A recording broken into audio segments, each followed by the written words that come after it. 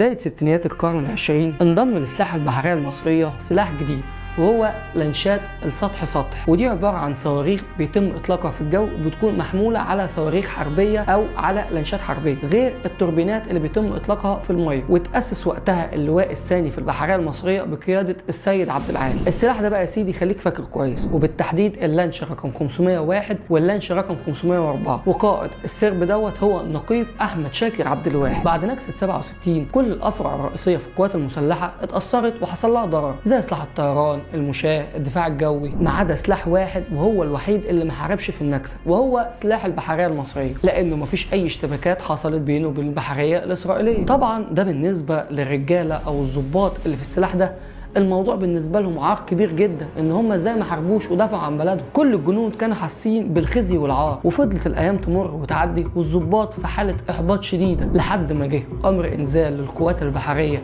من ميناء الاسكندريه لميناء بورسعيد عشان يكونوا مستعدين لعمليه نوعيه سريه. وقتها ودوا اللانشات الحربيه دي وقفوها وسط لانشات صيد السمك، وكمان حطوا عليها شباك صيد عشان التمويه يكون مظبوط. يوم 11 يوليو 1967 يعني بعد النكسة بشهر واحد، بيستقبل قائد المدمرة إيلات الإسرائيلية تعليمات من مركز القيادة إن هو يتحرك من ميناء حيفا ويجاوروا لانشين حربيين